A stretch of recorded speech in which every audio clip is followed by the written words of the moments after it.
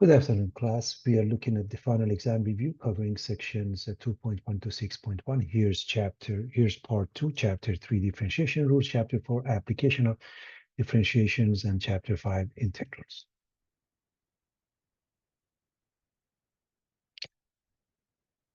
Observations show that the length L in millimeters from nose to tail of a Siberian tiger can be estimated by the function L equals 0.25 W to the power of 2.6, where W is the weight of the tiger in kilograms. Furthermore, a young tiger weight can be estimated in terms of its age, t in days, by the function W equals 3 plus 0.21 t. How long is the tiger when it's 100 days old? There are a couple of different approaches we can take. First, just plug in here, and this is 21 plus 3 becomes 24 kilograms. Then plug the W into the L, raise this to the power of 2.6, do the math, that's the answer. So we're going to go with this route. I'll show you the second method also. At what rate is the length increasing? When it's 100 days old, we are interested in dl dt. Leibniz's notation, dy dt is dy du du dt. So we're going to write dl dt, and we're going to go from L to t. In between, the intermediate variable is w, so makes it dl dw dw dt. So with respect to w, we get 0.25 times 2.6 times w to the power of 1.6. And with respect to t, this one, we get 0.21. The product of the numbers result in 0.1365 w to the power of 1.6. And because we want it when it's 100 days old, at t equals 100, the weight is 24. We've already calculated that, and we can use it here. And we put it into the calculator, the result will be 22.0532 millimeters per day, and we're done. However, the second method is to find the composite function. So replace the W here, and because it's a simple case, you can do that. The more complicated this, the better to go with this method. So L of t is equal to that. So plug in 100, that's for part A, and we get the same answer as expected here. And if I want to differentiate this now, it's going to be L prime of t equals 0.25 times 2.6 times the same thing to the power of 1.6 by the chain rule times 0.21. So this is what we get. And I hope everybody is comfortable with the concept and how we arrive at it. Very straightforward, everybody. Which is the same as this one. Take a look. The W is this one. If we had replaced the W with this, we would have got that. And now if we put t equals 100, L prime of 100 is the same number that we got here. So it's pretty straightforward, everybody. We want to find the equation of a tangent line, which means we need two things. We need a pair x comma y is given, and we need the slope. We need to differentiate, and we're going to differentiate implicitly. So first, notice this is x times e to the power of y, and we are going, and this is y times e to the power of x, and we are going to use the product rule on those, okay? So this is the one we are going to use. And so x gives you 1 times e to the power of y plus e to the power of y. Exponential, the answer is always itself, times y prime. Remember, e to the power of y is like e to the power of g of x. So it's g prime of x times e to the power of g of x times y prime or dy dx. Okay, plus times x by the product rule. Y becomes y prime or dy dx times e to the power of x. And then e to the power of x is itself times y. And of course, the right side is 0 because it's a number. You can plug in, you don't have to solve for y prime, but it's really a good practice to do do so, everybody. So to do that, we notice that these two pieces involve y prime, so it becomes e to the power of y times x plus e to the power of x, and this we take it to the other side, this we take it to the other side. Divide by the parentheses, that's y prime. We're going to plug in. That means replace the x with 0, y with 1 to find the slope. So a slope is when you plug in any value. When you do that, of course, e to the power of 1 is e to the power of 0 is 1. This is the exact answer. Division by 1 doesn't change anything. And so because this is the y-intercept, everybody, you can use y equals mx plus b. And this is the exact answer.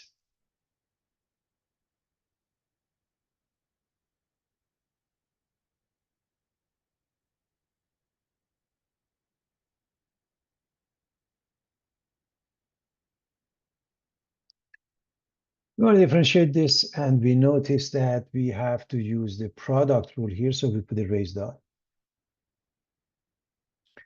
So differentiate this, it's itself, exponential is itself, times 2 by the chain rule, times ln x by the product rule, we are looking at the product rule, plus ln x, the derivative is 1 over x times the first piece e to the power of 2x. We're done, we just have to take out e to the power of 2x as a common factor, and we get e to the power of 2x times 2 ln x plus 1 over x as the final answer.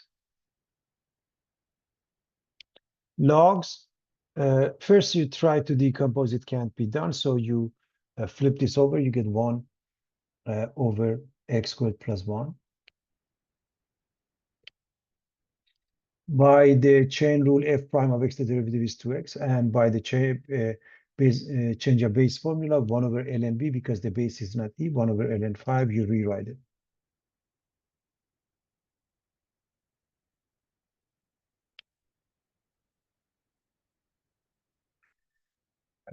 Whenever you're dealing with a natural log or any type of a log, the first thing is to decompose. So you know this is ln of the top minus ln of the bottom. And if you don't do that, you have to write the reciprocal of this and then use the quotient rule on that. ln 2x is ln 2 plus ln x. ln 2 is a number, gives you 0. ln x gives you 1 over x minus 1 over 2x plus 1 and times 2 by the chain rule. So clearly x times 2x plus 1 is the common denominator. So 1 times 2x plus 1 minus 2 times x.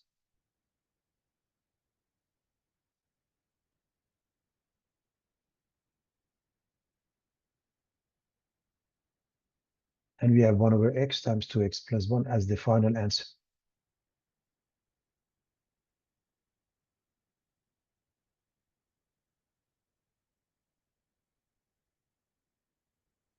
So that's pretty straightforward. We are going to move on.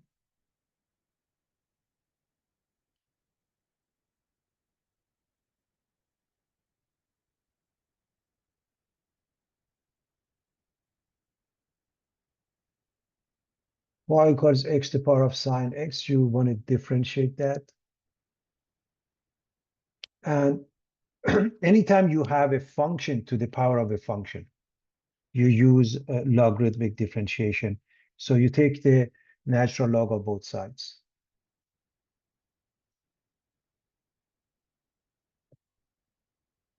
And this becomes sine x times ln x. And now it's a product of two pieces. So we are going to differentiate implicitly with respect to x, which means the left side becomes 1 over y times y prime. What about this one? Use a product rule. Sine. So we're going to use f prime g plus g prime f. So let me just write this as f times g. So this is f, this is g. So f prime is cosine x times g, which is ln x, plus the derivative of ln x is 1 over x, times f, which is sine x. And so basically, y prime is the right side times y. Okay, solve for dy dx of y prime. And replace the y with x to the power of sine x, and you're done. It's that simple, everybody.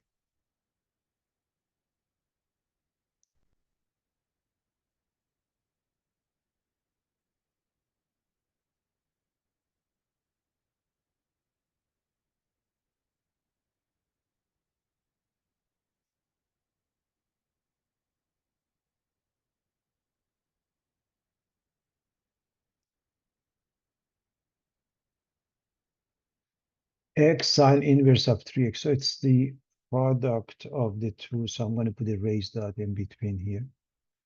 And we need this one, everybody.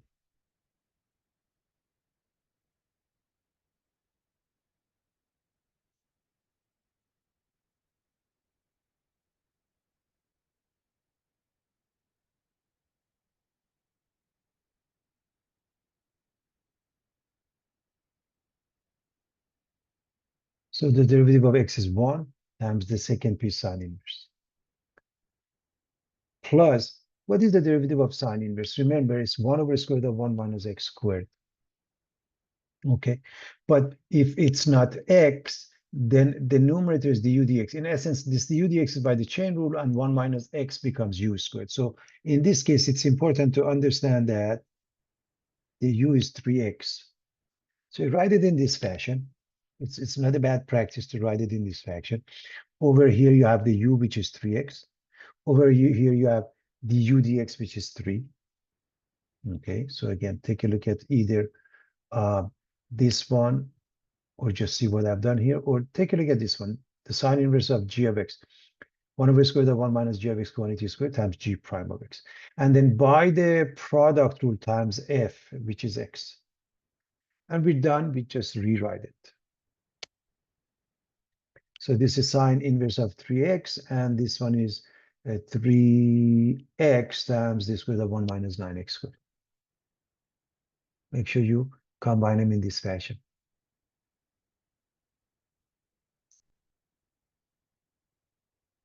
So it's pretty straightforward, everybody.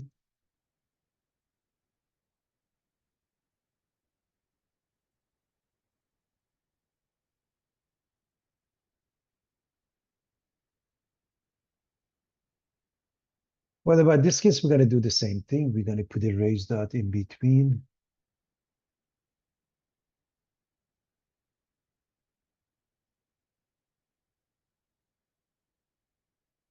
And treat this as a product rule again. X gives you 1. And we are going to rewrite it as 1 minus x to the power of 1/2 for the sake of the next step.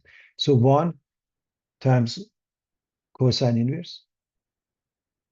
Now the derivative of cosine inverse, remember sine inverse is that, cosine inverse is the same thing with the negative. So minus 1 over the square root of 1 minus x squared, and times x, that is by, this whole thing is fg being f prime g plus g prime f. Minus, now this part, we are going to do the extended power rule. 1/2 sits in front. Same thing to the power of 1/2 minus 1. 1/2 minus 1 becomes negative 1/2. And then the derivative of the inside by the chain rule is negative 2x. And we are done with calculus. Okay, so let's see what happens next.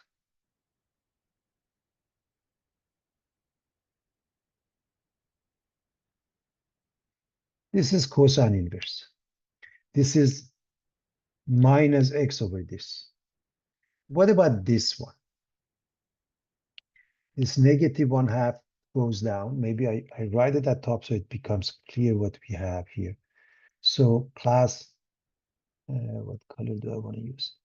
This one and this one makes it plus. That's the first thing. Then 1/2, or you can say minus 1/2 and minus 2 cancel each other, okay? So what you have is x in the numerator, nothing else, and the bottom is 1 minus x squared to the power of positive 1/2, which is the square root of 1 minus x squared. And these two cancel each other because one of them has a negative sign, one of them has a positive sign. The final answer is cosine inverse. Okay, and we are done.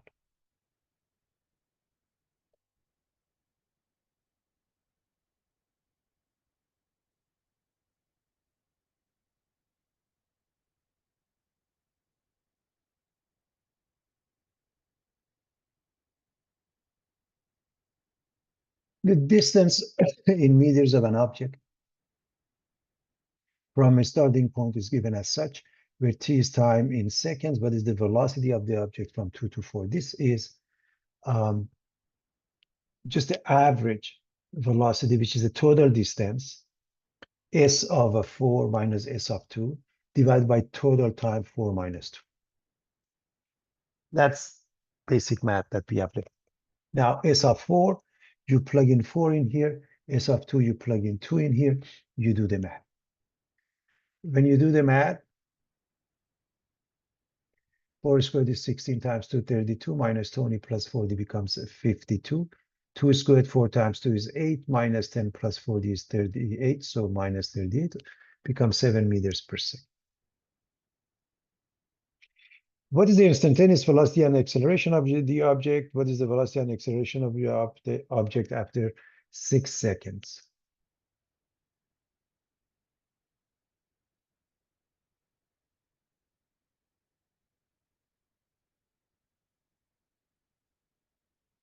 What is the velocity?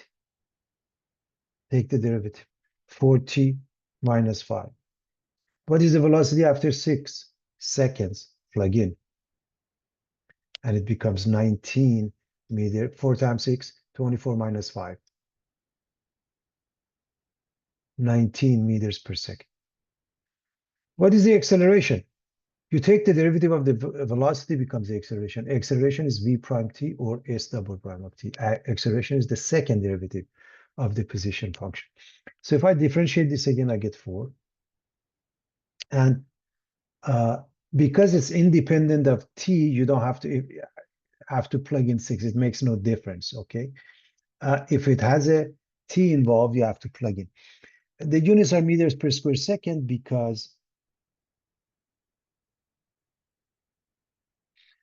this is dv dt, which makes the units of the velocity meters per second divided by second, and that's meter per square second.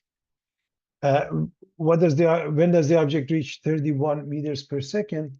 So set this one equal to 31 and do the math.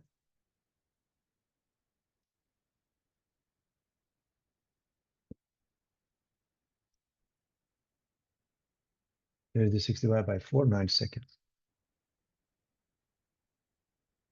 So that's very straightforward, everybody.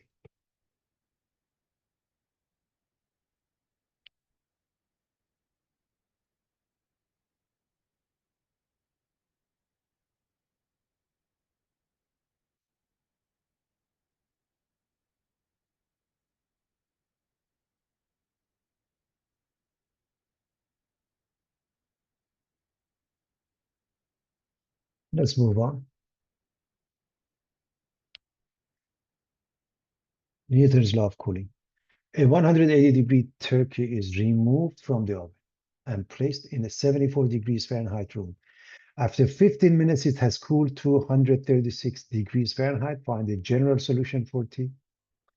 Even if they don't say it, really, you should find the general solution to begin with. And I remind everybody that according to Newton's law of cooling, T of T is y sub 0 e to the power of kt plus T sub s, where y sub 0 is the difference between the two temperature, the initial value and the surrounding, T sub 0 minus T sub s. So according to this, what is given initially, it's 180 degrees. So T sub 0 or T of 0, that ultimately the same thing, is 180 degrees. And the surrounding, it brings it to the room.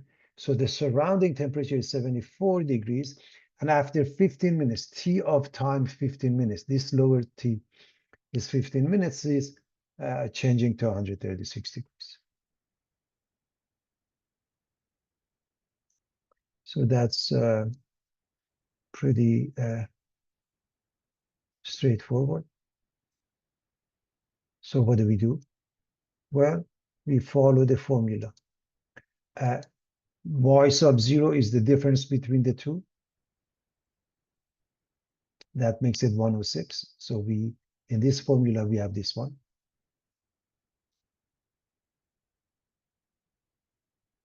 And T sub S, we have it. So let's plug in T sub S and Y sub 0 in any order.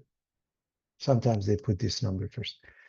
And all we have to do, if we have K, we have the general formula. To find the K, we need the temperature at some point, in this case, 15 minutes. It's 136. So into this formula, replace the t with 15, and the result should be 136. So of course, subtract 74.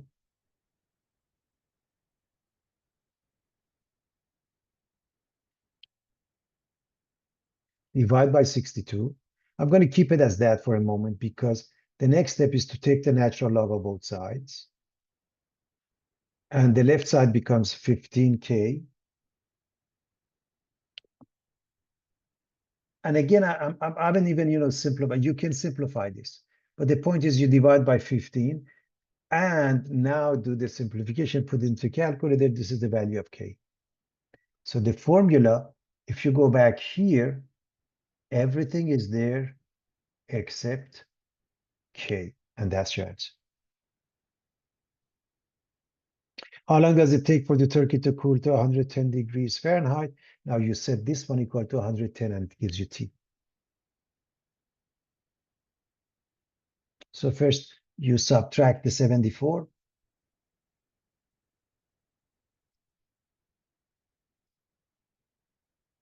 Gives you 36. Then you divide by 106. Again, on purpose, I'm not simplifying it because I want you to see where the numbers are coming from. We take a natural log of both sides. That's how you get to the exponent. And the exponent becomes ln of 36 over 106. Again, I haven't simplified this. There's a reason for that. I want everybody to follow where the numbers are coming from. Now divide by this number. This is the division. Put it into a calculator and gives you the time, 30.2, about 30 minutes. Remember, all of this is approximation. And as far as the number of decimals, you got to follow what they asked you, okay? To recap, here's the formula for Newton's law of cooling. You just write the given and just plug in what you have. It really is, it makes it nice and easy. Always get to the general solution first. A small rock is dropped into a lake, circular ripples spread over the surface with the radius of each circle at changing at 3/2 feet per second. And we want to find the rate at which the area is changing when the radius is 4 feet. So reminding everybody, here's a circle. These two are C is 2 pi r, and we want the area, which is pi r squared. This is the RDT, and we want to find the ADT when r is 4 feet. This is understanding the problem. And so now this one, you want the ADT, so it's pi times r squared gives you 2r dRdt, which is 2 pi r dRdt. So what is r? 4. What is the RDT? 3/2. The 2's cancel out. We get 12 pi precisely square feet per second, and it's an approximation. Units of the numerator over units of the denominator. Make sure you write the answer with the proper units anytime units are given. Find dy dt, and the fact that they're asking for dy dt indicates t is the independent variable, which means the derivative of x is no longer 1, rather it's dx dt. So this one, what happens? I'm going to differentiate this, and I'm going to differentiate it implicitly. 4 times the same thing cubed times the derivative of the inside 5 dx dt plus dy dt. And finally, this one is minus dx dt. This number makes no difference. The answer is 0. Plug in. You could solve for dy dt, but it's easier to plug it. 10 minus 9 is 1 cubed is 1. 5 times 3 is 15. Distribute. 60 and minus 3, they add up to 57.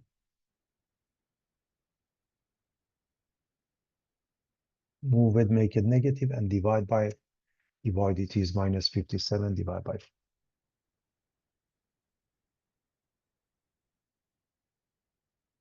Again, all these questions we have visited and we are revisiting again. A 20-foot ladder leans against the building. The base of the ladder slips away at the rate of 2 feet per minute. Find the rate of change of the height of the ladder when the base is 12 feet from the building. You have to have a drawing. So here's the building or the wall. Here's the ladder. It's moving this way, and it's moving this way, it's going to come down this way. And we know that the ladder is, and gives shape, which is a right triangle. And we know ladder is fixed at 20 feet. This rate means dx dt going this way is 2 feet per minute. And this means dy dt is missing at what point?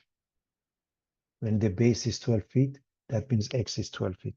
So it gives rise to the following. We have all the information, and we know Pythagorean theorem says a squared plus b squared equals c squared, which makes x squared plus y squared equals 20 squared. So dx dt is given, x squared plus y squared equals 20 squared, a piece of information from algebra or geometry. Dy dt is missing. When x is 12. Differentiation will give us with respect to t 2x dx dt plus 2y dy dt, and this is 400, a number results in 0. If you plug in 12 into that, it can give you the y. 12 squared is 144.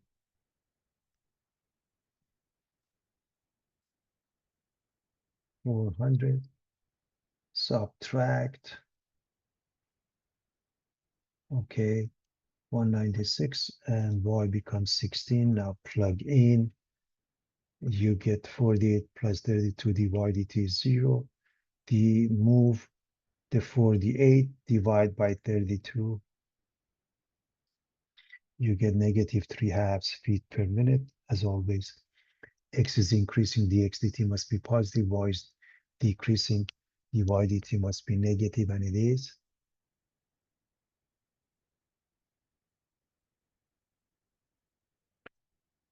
Falling sand is forming a cone-shaped pile. The volume of the cone is increasing at the rate of 54 pi cubic inches per minute. The height of the cone is twice the radius of the base. Find the rate at which the radius changes when the radius is 6 inches. Draw the setting. Here's a cone shape. Here's the radius. Here's the height. And we are interested in the volume. We should know it's 1/3 power squared h. So the volume is that. And we know that the volume is increasing, so the VDT is 54 pi cubic inches per minute. We know the height is twice the radius, h is 2r. And we want to find the rate of change of the radius, dr dt, when the radius is 6 inches. So this is translation of what was just mentioned.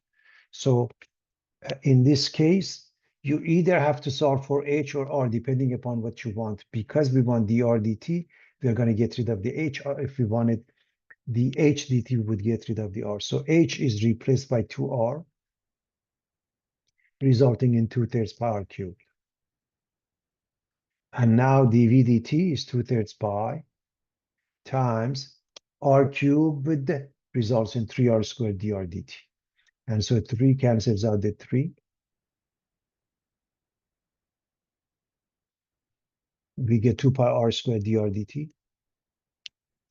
And so we plug in. Of course, this is 36 times 2 makes it 72 pi.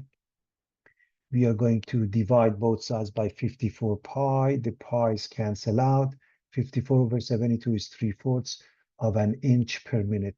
Units are accordingly, okay? Units of the radius over the units of time.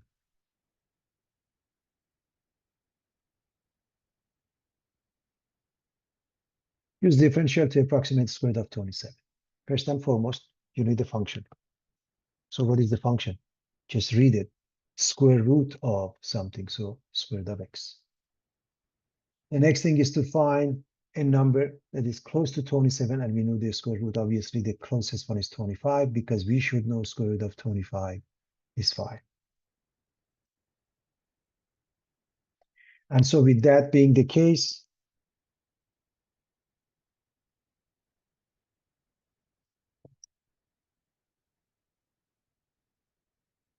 delta x is 27 minus 25 equals 2, meaning we may not know what's the square root of 27, but it's larger than the square root of 25 because dx is positive. If we wanted, again, just to make sure we understand, if the question was what is the square root of 24, then dx would be 24 minus 25, which is -1. So Then f of x plus delta x is f of x plus dy.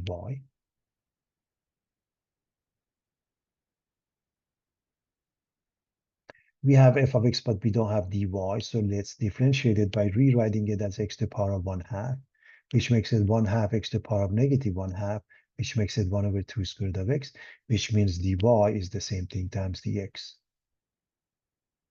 So we put it in here. Okay. And now replace. So 1 square root of 27, which means f of 27, which means f of 25 plus 2, which means you replace the x with 25 and the x with 2. Square root of 25 is 5. So this is 5. This is 1/5. It makes it 5 1/5 or 5.2. If you use a calculator, you see that it's very close. Okay, everybody. And if we were to stop here, we would get 5.2. The second method is the linearization. Linearization refers to finding the tangent line, but the point is, how do you find it? L of x at 25, 5, because x is 25. When you plug in, you get 5, and m is 1/10, because you put that into f prime of x. Everybody, you put 25 into that, you get 5. 2 times 5 is 10, 1/10. So y minus 5 equals 1/10, x minus 25. When you do the math, L of x becomes that. And if you put L of 27, you get exactly 5.2. So linearization must and will give you exactly the same answer as the differential.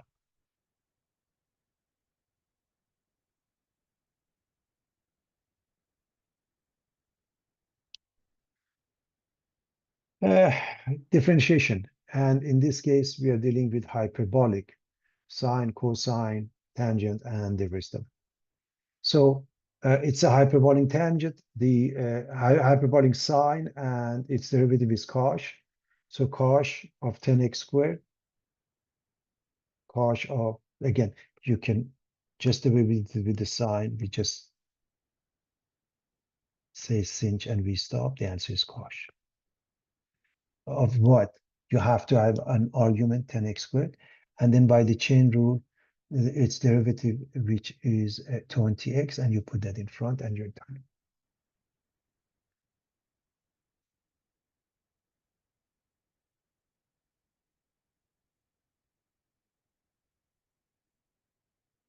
What about cos? Remember, the derivative of cosine is negative sine, but the derivative of cos is positive sinh, okay? And so first and foremost, you want cos. The answer is sinh. So again, cos and stop. But we need the same argument. And then this one, by now, we've done it many times when we differentiate, or you may know it's 1/2 squared of x. And we just rewrite it and we are done.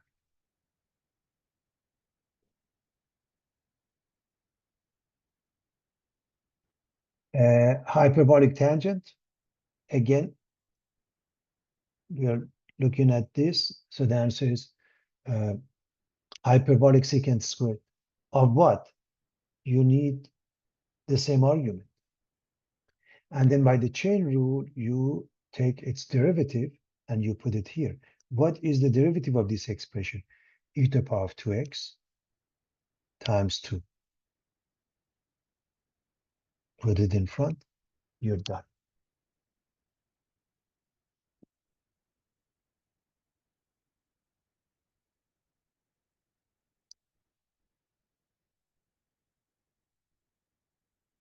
We're going to find the absolute max and mean for this function in the given interval. So first and foremost, and we are going to use the closed interval theorem. To do that, first and foremost, let's remind everybody what's a polynomial. F of x is a sub n x to the power of n all the way to a sub 0. A sub n can't be 0, and n is a whole number, and every number after that. Whole numbers mean 0, 1, 2, 2, infinity. So in the case of a polynomial, the domain is all real numbers from negative to positive infinity, which means it's always continuous. So therefore, it makes it continuous in the given interval of -1 to 2, because this is a polynomial of degree 6. So we have to find f prime. So 3 times x squared minus 1 squared times the derivative of inside, which is 2x. And we need to set this equal to 0 because we are looking for critical points. When you set this equal to 0, either this is 0 or this is 0, which gives you plus minus 1, and that gives you 0. So there are 3 answers. But it's important to notice that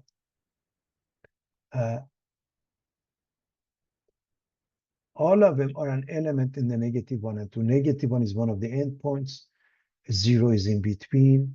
1 is in between. So let's evaluate the function at those 2 endpoints, 0 and 1.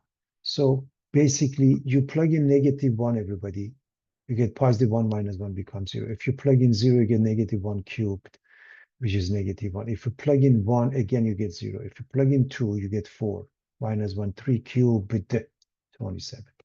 So that's easy. Largest number, smallest number. The way we write it, absolute max equals 27 at this pair, and absolute mean equals negative 1 at this pair. So very straightforward.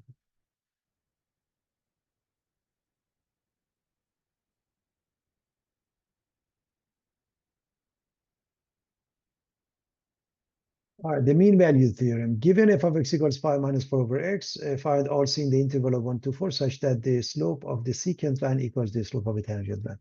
Reminding you of the mean value theorem, which indicates if f is continuous in the closed interval of a to b, differentiable in the open interval of a to b, there is a number c in the open interval such that f prime is f of b minus f of a over b minus a, or their cross product. So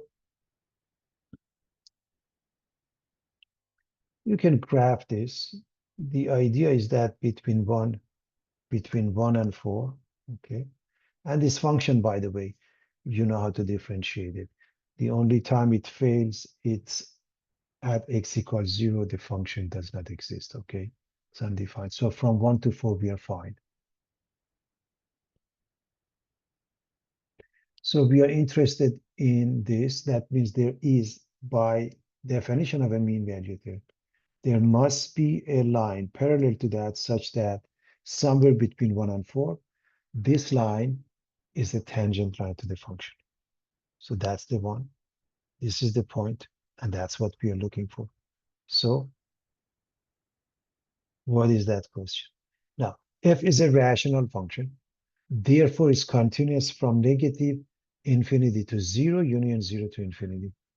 And that makes it continuous from 1 to 4. Again, remember, the only time it fails is at x equals 0. So 1 to 4 has no problem. And it makes it differentiable from 1 to 4. So let's calculate f prime of c, which is f of 4, according to this, f of b minus f of a over b minus a. So f of 4 minus f of 1 over 4 minus 1. If I plug in 4 here, I get 1, 5 minus that is 4. If I plug in 1, I get 4, 5 minus 4 is 1. And the answer is 1. So there is somewhere that we have a tangent line parallel to that. So we need to calculate f prime. And I hope you see that minus 4 over x, if you want, you can rewrite this as minus 4 x to the power of negative 1. So its derivative is minus 4 times minus 1 x to the power of minus 2 minus 1 or 4 over x squared. So you set it equal to this number, which is 1. X squared becomes 4 cross product. There are 2 answers and we have only 1 answer. Why is that? Because it is supposed to be between 1 and 4. 2 is the only one between 1 and 4. Before we move on, I want to remind you that we have something called the Rhodes theorem. The Rhodes theorem has the first and the second part, and it adds that f of a equals f of b. So there is a point such that f prime becomes 0, because take a look at this one. If f of a equals f of b in the numerator is 0, isn't it? That makes Rolle's theorem a special case of that.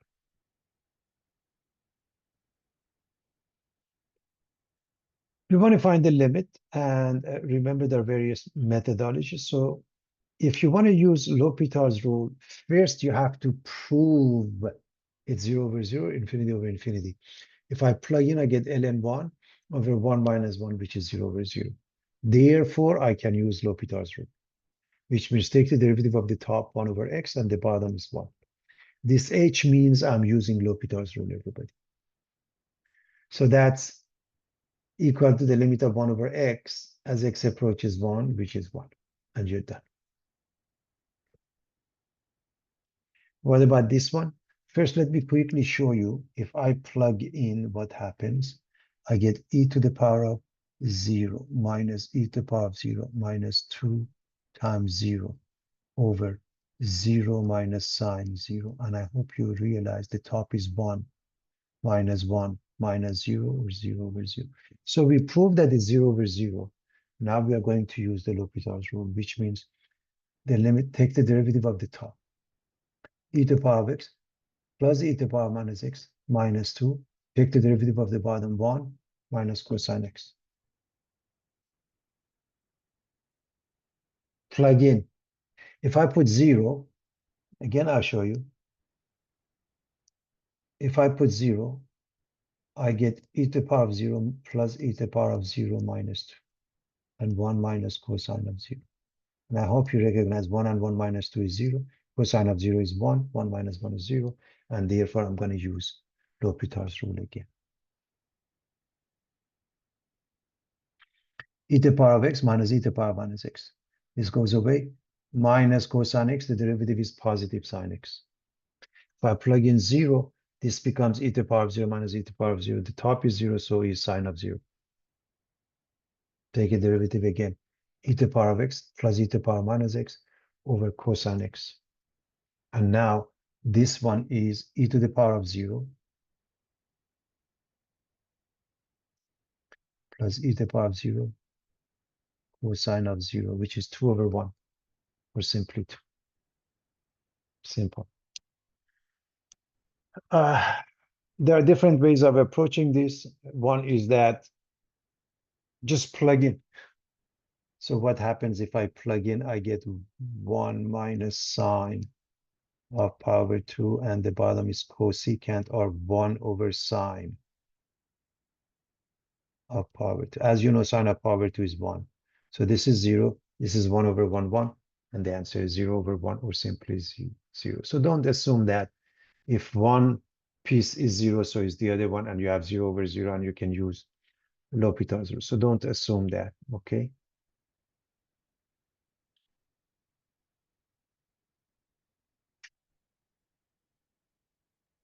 There are different form of indeterminate forms. For example, infinity minus infinity, in which case we try to convert the difference into a quotient by using a common denominator, rationalization, factoring, or any method that will end up giving us either 0 over 0 or infinity over infinity. For example, we want to find this limit, and if you plug in, you notice you do get infinity minus infinity. And I hope you remember cotangent of 0 from the right, the graph of it, and cosecant is 1 over sine. And so 0 from the right, sine is positive, it ends up being infinity. And so you write it 1 over sine and cosine over sine, and you combine them because they have the same LCD. Now, if you plug in 0, you get 1 minus cosine of 0 over sine of 0. And I hope you recognize that as 0. So if I plug in 1 minus cosine of 0 over sine of 0, I get 0 over 0.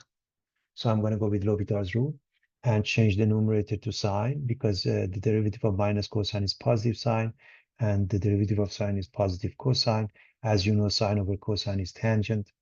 So you can say the sine of limit of tan x, or you can say 0 over 1. The answer is 0.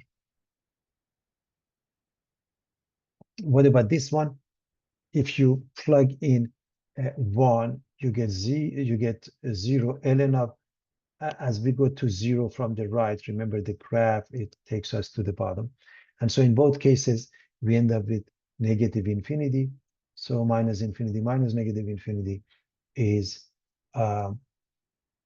undefined, okay? So with that being the case, what is the technique? Combine them into one natural log using the quotient rule. Now, if I interchange these two, I can take this limit by knowing that if I plug in 1, I get 0 over 0. So I get ln of 0 over 0. And this one, because it's 0 over 0, I can use the L'Hopital's rule. This gives me 7x to the power of 6. This gives me 5x to the power of 4. Again, I'm not losing the limit yet. If I plug in, I get 7 over 5. So ln of 7 over 5. And we are done.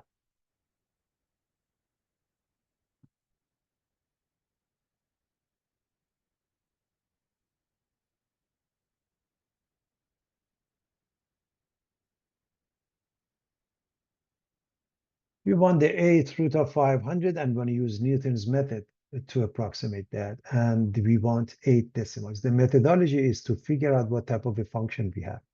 So if we let x represent that, if we raise both to the 8th power, it gives rise to x to the power of 8 minus 500 being the function. Okay. So first you have to prove your function is x to the power of 8 minus 500. In essence, I've skipped the step which says here x to the power of 8 minus 500 is 0, and then gives us this one. What is f prime of x? X, 8, x to the power of 7. So we use this method because x sub n plus 1 is x sub n minus f of x sub n over f prime of x sub n. So we are going to replace this with x to the power of 8 minus 500 and plug in x sub n. So it's important to show work, at least for one piece.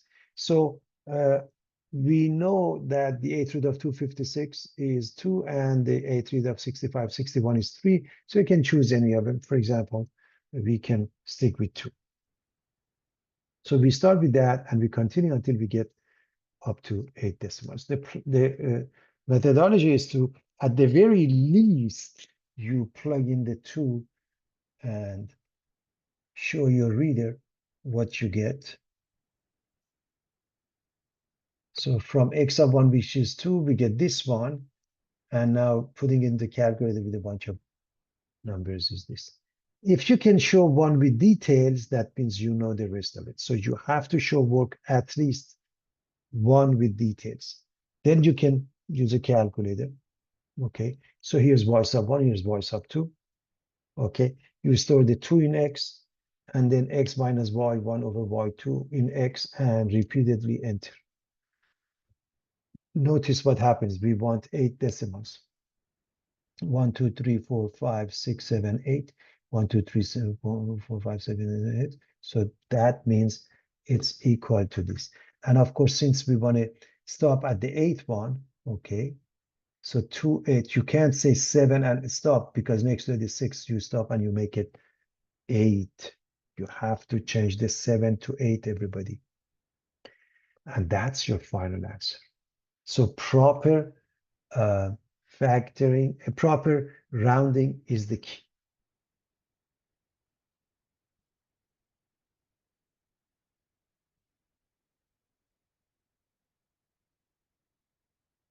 Use the left endpoints, the right endpoints, midpoints, all of the above rules with n equals 5 to approximate this. What are they talking about? First of all, f of x is 1 over x. Secondly, a is 1, b is 2. And n equals 5. N equals 5. Here's the function y equals 1 over x. And we want to go from 1 to 2. So we want this area.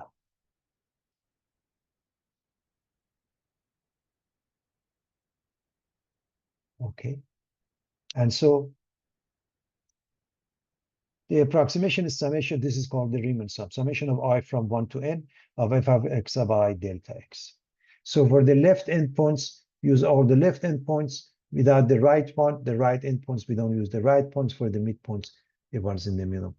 How do we know which one is the case? First, calculate delta x, b minus a over n. So it makes it 0.2.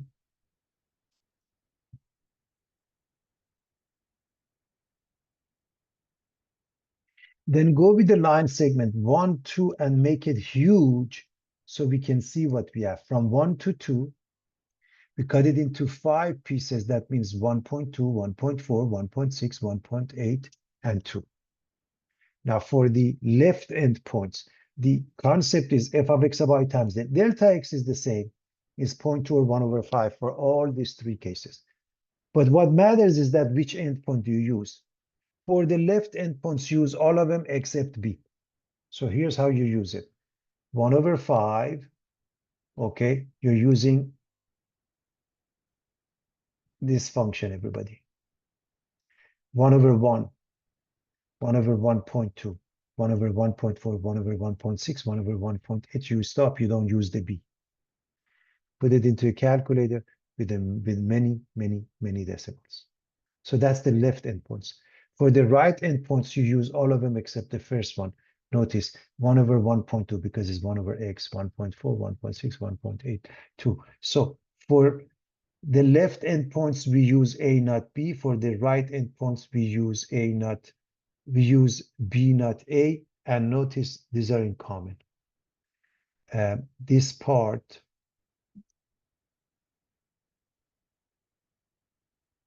which means if you're careful, you can calculate it once. Put it into a calculator, come up with the answer. Now, for the midpoint, we have to use the midpoint of this, okay? And so to do that, you use this point, 1.1, and then add delta x, 1.3, 1.5, 1.7, 1.9. So use the midpoints, that's all. Put it into a calculator, okay? Again, f of 1.1 means 1 over 1.1, okay? And so forth. So use that, and you end up with this, which is a better approximation by it. How many decimals, whatever they ask you, okay? They didn't ask here, but if they don't put 10, 20, 30 decimals, okay? Put many, many decimals. Normally they ask you how many decimals they want. And when you want to do the rounding, you go to the next one to make a decision.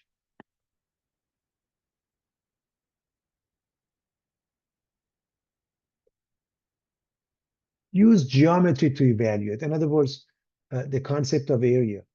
And you have to know what type of a function this is. So the function is square root of 9 minus x squared. And we're going to go from the interval of -3 to 3. So if this is y, and reminding everybody of equation of circles, x squared plus y squared equals r squared.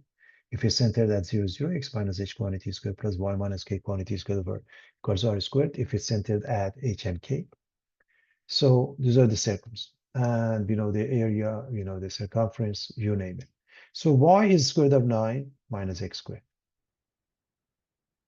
If I square that,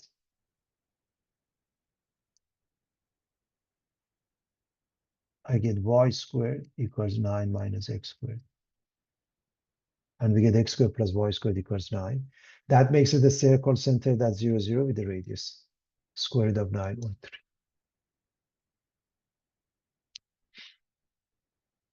So what you're looking at is a semicircle. I hope you remember. The top has the positive, let me erase my book. This would be the top, and the bottom would be y equals minus square root of 9 minus x squared. So it's the area of a circle pi r squared times 1/2. So the graph of G is a semicircle of radius 3. So half of pi times 3 squared makes it 9 pi halves. So you have to justify your work.